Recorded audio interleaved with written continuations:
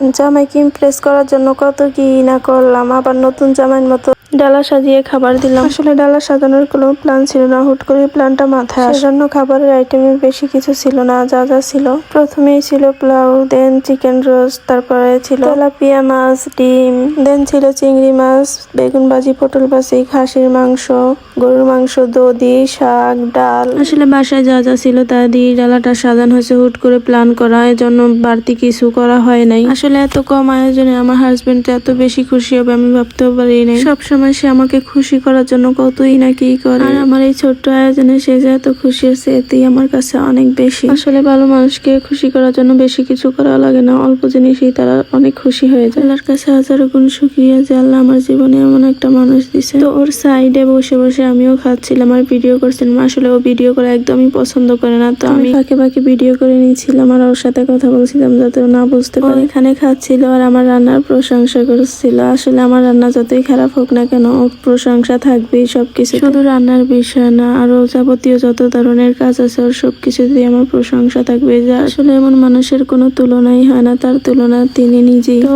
এখানে খাবার রেখে মোবাইল টিপছিল আর আমি শুধু ওকে তাড়া দিচ্ছি, তাড়াতাড়ি খাও, মোবাইল রেখে দাও।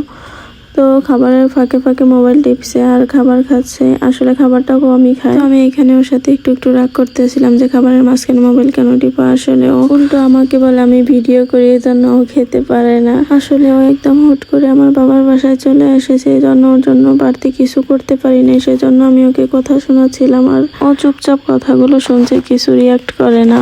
সেজন্য আমি আরো বেশি বেশি করে বলছিলাম। তাকে বলছি আর কখনো যে না জানিয়ে না আসে। আর কথা কে শোনে, ওর কানের কাছে এই কথাগুলো যাচ্ছে না। আসলে ও এরকমই না জানিয়ে হুটহাট করে আমাদের বাসায় চলে আসে। ওর আর আমার বাসা কাছাকাছিতে হওয়ায় ওর যে সময় ইচ্ছে ও সেই সময় চলে আসে কিছু না জানিয়ে। আর ও বলতেছিল আমি আসলে এরকম না জানিয়ে আসবো।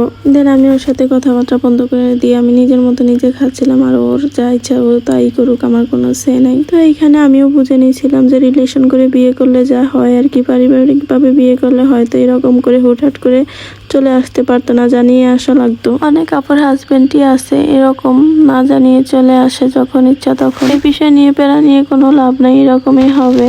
এখানে আমার চোখে অনেক ঘুম ছিল, তো আমি তাড়াতাড়ি খাবার দাবার শেষ করে ঘুমার প্রস্তুতি নিচ্ছিলাম আর ও খাচ্ছিল একাই। আজকে অনেক কিছু বলে ফেললাম, আসলে ভিডিওটা বড় হওয়ার কারণে যা হয় আর কি। আশা করি সবাই ভালো থাকবেন, সুস্থ থাকবেন। তো আজকের মতো এখানেই শেষ। আমার চ্যানেলটাকে সবাই সাবস্ক্রাইব করবেন। তো ওনার খাবার এখনো শেষ হয়নি আর এখানে আমি ঘুমের জন্য আমার চোখগুলো একদম লাল হয়ে গেছে।